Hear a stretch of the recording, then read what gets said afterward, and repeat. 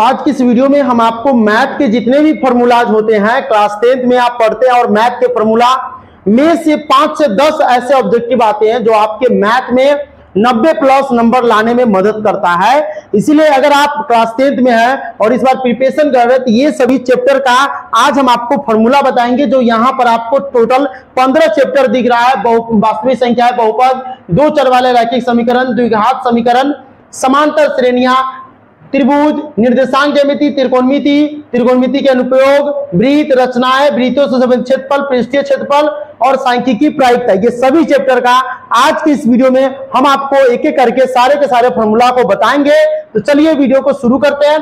सबसे पहले अगर आप यहां पर देखें तो यहां पर हम आपको बताए हुए हैं कि इसमें पीडीएफ मिलेगा, लेकिन कैसे मिलेगा आपको हम बाद में बताएंगे। इस वीडियो को देखते रहिएगा, बीच में हम किसी समय जो है बताएंगे कि किस तरीके से इसका पीडीएफ मिलेगा। तो सबसे पहले हम पहले पॉइंट पर चलते हैं। पहला नंबर है हमारा वास्तविक संख्या है। वास्तविक संख्या आखिर कहते किसे हैं? परिमेय संख्या। यहां पर आप अगर आप देखें तो ये क्या कह रहा है? परिमेय संख्या। ठीक है, तो हम कलम ले लेते हैं। परिमेय संख्या वह संख्या जो p बाई क्यू के रूप में लिखा जा सकता है, उसे हम परिमेय संख्या कहते हैं, जहां p तथा q पूर्णांक है और एवं q नॉट इक्वल टू 0 है।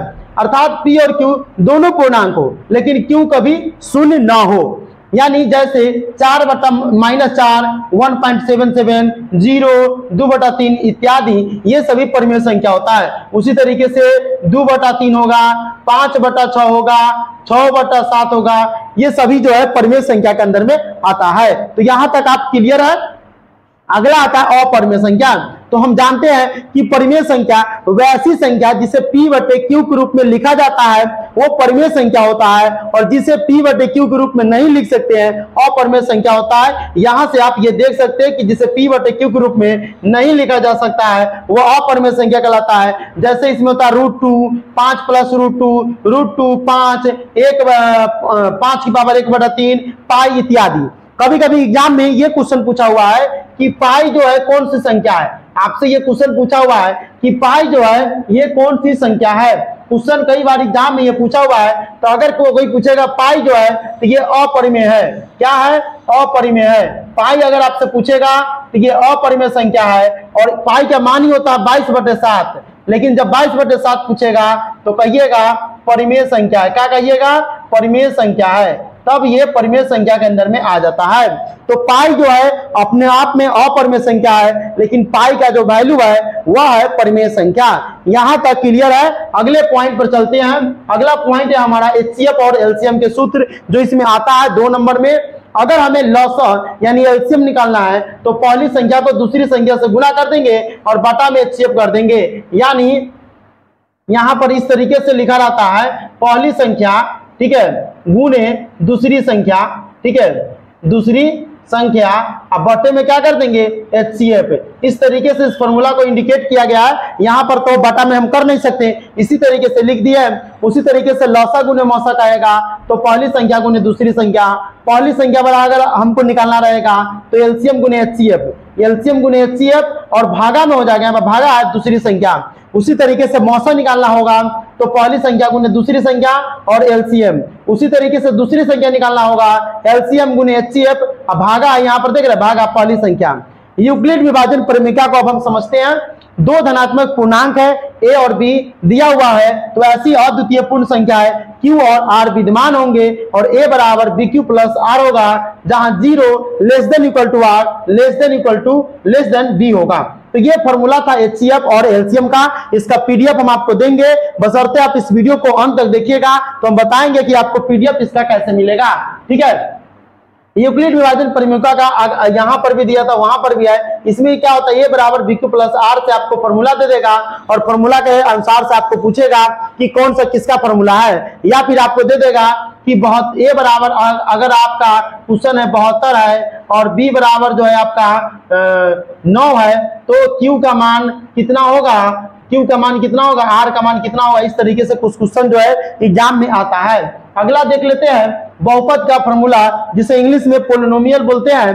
रैखिक बहुपद होता है। इसका जो फॉर्मूला होता है पोलिनोमियल ऑफ, ये देख रहे हैं x होता है, तो पोलिनोमियल ऑफ x यानी ax प्लस b इसका व्यापक रूप होता है, जहां a नॉट इक्वल टू 0 हो।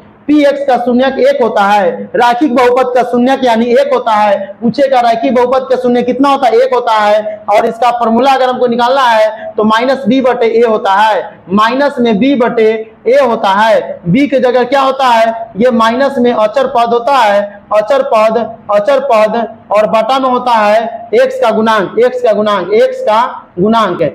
गुणांक। जैसे अगर यहां पर दिया हुआ है, मान लेते हैं 2x + 3, अगर हम इसको फॉर्मूला निकालना इस फॉर्मूला के आधार पर तो माइनस बी बटे ए, तो बी की जगह हो जाएगा 3 -3 और ए की जगह हो जाएगा 2। इस तरीके से इसका फॉर्मूला निकल करके आता है। यहां तक क्लियर है? कोई भी डाउट है तो नीचे कमेंट करते चलिएगा। अगला है बहुपद का फॉर्मूला में द्विघात बहुपद। द्विघात बहुपद का व्यापक रूप होता है ax² bx + c, जहां a ≠ 0 होना चाहिए और इसे हम अल्फा और बीटा से व्यक्त किया जाता है। इनके ग्रीक अक्षर से, यानी कि ग्रीक अक्षर होता है, ग्रीक लैंग्वेज है, उसे अल्फा और बीटा से हम डिनोट करते हैं। यहां तक क्लियर है? कोई भी डाउट है तो बताइएगा, आसानी से उस डाउट को हम आपको बताएंगे। चलिए यहां तक क्लियर है?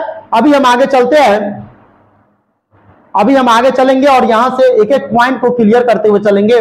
जैसे शून्य का अगर हमको निकालना अल्फा बीटा दिया हुआ है तो minus B plus minus √b b square होता है, माइनस में 4ac बट्टे में 2a, ये फॉर्मूला होता है। इस फॉर्मूला को अगर आपकी किताब होगा तो उसमें दिया होगा -b प्लस माइनस √, ठीक है, बी स्क्वायर माइनस में 4ac, ठीक है, और बटे में 2a। इस तरीके से कुछ फॉर्मूला आपकी किताब में भी रहता है, आप वहां से किताब वाला में निकाल करके देख सकते हैं। ये फॉर्मूला होता है। शून्यकों का योगफल निकालना होगा तो हमको अगर शून्य निकालना तो ये फॉर्मूला है, शून्यकों का योगफल निकालना तो -b बटे ए और शून्यकों का गुणनफल निकालना तो c बटे ए। फॉर्मूला जो है आपको एग्जाम में कई बार पूछा हुआ है। अगले हम चलते हैं, अगला जो पॉइंट है, अगला पॉइंट की तरफ हम चलेंगे। अगला पॉइंट है हमारा 2 चर वाले। एक मिनट, इसमें क्या है, बहुपद का त्रिघात बहुपद हमारा छूट गया है। त्रिघात बहुपद में अगर आप यहाँ पर देखें तो कह रहा है कि यहाँ पर इसका व्यापक रूप जो होता है वो ax³ bx² + cx + d होता है और इसमें अल्फा बीटा गामा दिया हुआ है। तो इस तरीके से इसका अल्फा बीटा गामा से इसमें 3 गो होता है, तो अल्फा बीटा गामा से व्यक्त करते हैं। Alpha plus beta plus gamma अगर हमको निकालना है तो -b बटे ए करेंगे और alpha into beta, beta into gamma, gamma into alpha निकालना है तो c बटे ए और alpha into beta into gamma निकालना है तो इसका जो होता है अचर पद बटे में x का गुणांक। अचर पद यानी कि d होता है, अचर पद d होता है और x³ का गुणांक जो होता है वह a होता है। यानी टोटल मिलाकर के हम कहे बात तो यहाँ पर फॉर्मूला हो जाएगा d बटा में a। क्या हो जाएगा? d बटा में a। इस तरीके से इसका होता है। अगले पॉइंट की हम चलेंगे। अगला पॉइंट जो हमारा आएगा, घबराइए नहीं, ये है 2 चर वाले। ये 2 चर वाला का पहला है, 2 को भाग गया था, ये 2 चर वाला का पहला है। यहाँ 4 लिखा गया है, चर लिखाना चाहिए, बराबर जो होता है टाइपिंग करते हैं तो चर लिखा जाता है। ये चर नहीं होगा, बल्कि 4 नहीं होगा बल्कि चर होगा, ठीक है। तो यहाँ से इसको मिटा दीजिएगा। 2 चर वाले रैखिक समीकरण है। किसी समीकरण में उपस्थित 2 चर वाले रैखिक समीकरण कहलाते हैं। किसी समीकरण में उपस्थित 2 चर क्या कहते हैं? 2 चर वाले रैखिक समीकरण कहलाते हैं यदि और केवल यदि, यानी कि अल्फा जैसे बीटा होता है, मतलब वही मान हो जाएगा, यदि और केवल यदि वही है, कुछ है नहीं इसका मतलब, इसको हटा दीजिए। ax + by + c बराबर 0 है तो a ≠ 0 और b ≠ 0 होगा। a b c अचर होगा और x y चर होगा। चर और अचर में क्या अंतर होता है? चर वैसे मान जो बदलता रहता है, अचर वैसे मान जो नहीं बदलता रहता है। जैसे अगर हम 2x लिख दिए, क्या लिख दिए? 2 और x लिख दिए। अगर हम यहाँ पर कह दें तो ये क्या हो जाएगा? चर होगा, क्योंकि ये मान बदलता रहेगा। अगर हम x की जगह 1 रखेंगे तो 2 होगा, x की जगह 2 रखेंगे तो क्या हो जाएगा? 4 हो जाएगा। लेकिन अगर अकेला 2 है तो ये क्या हो जाएगा? अचर हो जाएगा। ये कभी बदलवे नहीं करेगा, 2 कभी 3 नहीं होगा, क्योंकि आगे पीछे कोई भी मान नहीं है। तो ये चर और अचर होता है। इसको बोलते हैं जिसके गुणांक में ABCD का लेटर हो, ABCD का कोई भी लेटर हो तो वो चर होगा। जिसके गुणांक में अकेला अंक हो, जैसे 2 3 4, तो ये हो जाएगा अचर। अगला चलते हैं, अगला पॉइंट पर चलेंगे। रैखिक समीकरण का लेखा चित्र एक सरल रेखा में होता है। रैखिक समीकरण का लेखा चित्र यानी पूछेगा ग्राफ, लेखा चित्र यानी ग्राफ जो एक सरल रेखा में होता है और x बराबर c, जहां c अचर होता है, का लेख अगर पूछना होगा तो y अक्ष के समांतर होगा। यानी x बराबर अगर c है यानी अचर पद है, x बराबर कोई मान है, मान लीजिए c बराबर अचर पद होता है, x बराबर 3 है, तो इसका लेख जो होता है y अक्ष के समांतर होगा, y अक्ष के समांतर होगा। और y बराबर c होगा, जब y बराबर c होगा तो इसका लेख x अक्ष के समांतर होगा।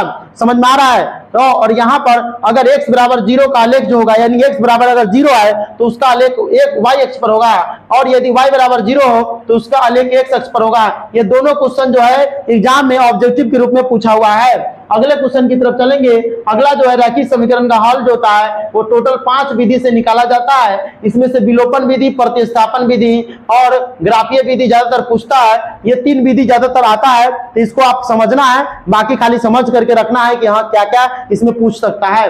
अगला जो है द्विघात समीकरण है, क्वाड्रेटिक इक्वेशन है, इसको हम किस तरीके से समझेंगे। देखिए चर x में समीकरण ax square plus bx plus c बराबर 0 के प्रकार को एक द्विघात समीकरण कहते हैं, जहां a not equal to 0, a b और c अचर राशियां हो। a b c इसमें अचर राशियां होता है। अगला देख लेते हैं। अगला कहता है कि चर x में समीकरण जो होता है वह ax square bx plus c होता है के प्रकार को एक द्विघातीय समीकरण कहते हैं, जहां a not equal to 0, a b और c अचर राशियां हो। इसमें मूलों की प्रकृति हमको देखना है, तो मूलों की प्रकृति निकालने के लिए कई बार ऑब्जेक्टिव में क्लास 10th में पूछ देता है, तो ऑब्जेक्टिव के रूप में इसे हम कैसे बनाएंगे वो भी हम आपको बता रहे हैं। बस आप जो है वीडियो को अंत तक देखते रहिए। वीडियो पसंद आ रहा है तो लाइक करिएगा। आप पीडीएफ कर लिए जल्दी हम बताएंगे, बस वीडियो को थोड़ा सा और देख लीजिए। मूलों की प्रकृति समीकरण है ax square plus bx plus c बराबर 0 का यदि विविक्तर जो है b स्क्वायर माइनस 4ac बड़ा हो 0 से बड़ा हो, तो उस स्थिति में समीकरण के दो भिन्न वास्तविक मूल्य होता है। दो भिन्न वास्तविक मूल्य होता है, कौन कौन होता है हम यहाँ पर देख लेते हैं कि द्विघात समीकरण minus B plus root under B square minus C, ये होता है, इसका अलग है, पीछे चल गया क्या हम, नहीं वही है, ठीक है। तो बी स्क्वायर माइनस 4ac बटे 2 होता है, ये द्विघात समीकरण का पूरा फॉर्मूला होता है। इस फॉर्मूला से हम बनाते हैं, लेकिन अगर हमको यहाँ पर बी स्क्वायर माइनस 4ac बराबर 0 हो तो मूल वास्तविक और समान होगा। यदि बी स्क्वायर माइनस 4ac बराबर अगर मान हमारा 0 के बराबर है तो उस स्थिति में मूल वास्तविक और समान होता है, मूल वास्तविक और समान होता है। लेकिन बी स्क्वायर माइनस 4ac का मान 0 से छोटा हो, 0 से छोटा हो तो मूल जो होता है काल्पनिक होगा, मूल क्या हो जाएगा, काल्पनिक होगा। और बी स्क्वायर माइनस 4ac का मान 0 से बड़ा हो तो मूल वास्तविक और असमान होगा, तो मूल वास्तविक और असमान होगा। इस तरीके से यहाँ पर हो गया। अगला पॉइंट की तरफ हम बढ़ेंगे। अगला पॉइंट हमारा यहाँ पर काम करेगा, तो चलिए अगला पॉइंट की तरफ चलते हैं। 1 मिनट, दो को पॉइंट भाग जा रहा है। द्विघात समीकरण में ये मूलों का योगफल अगर हमको निकालना होगा अल्फा प्लस बीटा तो माइनस बी बटे ए होता है, ये तो हम बता ही थे। और मूलों का गुणनफल निकालना होगा तो सी बटे ए होगा। यहाँ पर ए बी सी हम आपको बताए थे कि एक्स स्क्वायर के गुणांक को ए बोलते हैं, एक्स के गुणांक को बी बोलते हैं, और लास्ट में जो अचर पद बच गया उसे सी बोलते हैं। अगला पॉइंट की तरफ चलेंगे। द्विघात समीकरण के जो यहाँ पर आपका फॉर्मूला है एक्स स्क्वायर, अगर हमको द्विघात समीकरण निकालना होगा और उसके शुनांकों का योगफल और गुणनफल दिया होगा तब ये फॉर्मूला लगाएंगे अल्फा प्लस बीटा, यानी शुनांकों का योगफल दिया रहेगा तो यहाँ पर और गुणनफल की जगह यहाँ पर हमारा फॉर्मूला निकल जाएगा। इस अनुसार से इसका फॉर्मूला के अनुसार से हम निकालेंगे। क्वाड्रेटिक इक्वेशन का फॉर्मूला होता है minus B plus minus root under B square minus 4ac बटे में 2a। इसको हम लिख कैसे सकते हैं, एक और तरीका से लिख सकते हैं, जैसे minus B plus minus root under B square minus में 4ac, ठीक है, और बटे में क्या होता है, बटे में 2a। इस तरीके से कुछ फॉर्मूला लिखाता है, आप इस तरीके से भी लिख करके इसको याद कर सकते हैं। तो चलिए अगले पॉइंट पर चलेंगे। अगला पॉइंट जो हमारा है वो अगला पॉइंट यहाँ पर देखिए समांतर श्रेणी है। समांतर श्रेणी एक ऐसा अनुक्रम या श्रेणी है जिसमें प्रथम पद के अतिरिक्त प्रत्येक पद उसके पूर्व पद पे एक निश्चित संख्या जोड़ने या घटाने पर प्राप्त होता है। जैसे a1 हो गया, a2 हो गया, a3, a4, a5, a6 इस तरह सब होता है। एपी के प्रथम पद को a1 यानी a बोलते हैं, और दूसरे पद को क्या बोलते हैं, b भी बोल सकते हैं, b भी बोलते हैं बहुत जगह पर, और a2 भी बोला जाता है। इनमें पद को an तथा सार्व अंतर यानी कि जो घटाते हैं उसको d बोलते हैं। ठीक है, यहां तक क्लियर है। अगले पॉइंट की तरफ चलेंगे। प्रथम पद में d जोड़ करके एपी प्राप्त किया जाता है। जैसे a है तो उसमें d जोड़ देंगे तो ad हो जाएगा, फिर d जोड़ देंगे तो a2d हो जाएगा, फिर d जोड़ देंगे तो a3d हो जाएगा। इस तरीके से अगला पद हम निकाल सकते हैं। जैसे अगर आपको एक पद दिया हुआ 2 है, अगर अगला पद निकालना है तो क्या करिएगा, तो अगला पद निकालना है तो उसमें क्या करेंगे, एक मान लीजिए कि 2 दिया हुआ है और 3 दिया हुआ है, तो इसके बीच का अंतर निकाल लेंगे। d बराबर क्या है, 1 है, यानी 3 में 1 जोड़ देंगे तो 4, अगला पद 4 होगा, अगला बाद फिर जोड़ देंगे तो 5 होगा। इस तरीके से निकालते हैं। nवा पद निकालना an बराबर तो a minus n minus 1 A plus और A plus N minus one होता है, A plus N minus one into D होता है। एपी के प्रथम एन पदों का योगफल निकालना है तो एन बटे two into two A plus N minus one into D होता है। इस तरीके से इसका कुछ फॉर्मूला होता है और आगे हम आपको बताएंगे। चलिए यहाँ पर एक चीज का आपको हम बता दें, अर्थात एस एन बराबर एस एन यानी कि इसका योगफल निकालना होता है एन बटे टू ए प्लस एन या एस एन बराबर एन बटे टू ए प्लस वन, जहां ए बराबर प्रथम पद होता है और एल जो होता है ये अंतिम पद होता है। यहां तक क्लियर है? अगर कोई भी डाउट है तो बताइएगा। अगर आगे हम चलेंगे निर्देशांक ज्यामिति तो एगो काम करते हैं, इसको पार्ट 2 बना लेते हैं। पार्ट 2 में आगे के जो पॉइंट बच गया हुआ, आगे के जो फॉर्मूला है उसको भी बताएंगे। आप इस चैनल को सब्सक्राइब कर ले। अगला वीडियो अगर आप क्लियर देख लेते हैं तो उसमें हम आपको पीडीएफ देने का तरीका बताएंगे और वहां से आप पीडीएफ बिल्कुल आसानी तरीके से ले सकते हैं। तो आज के लिए इतना ही, जल्द ही हम इसका पार्ट 2 लेकर आएंगे और पार्ट 2 में पीडीएफ को कैसे हम आपको फ्री में देंगे वो भी बताएंगे। तो चलिए मिलते हैं अगले वीडियो में, तब तक के लिए जय हिंद जय भारत।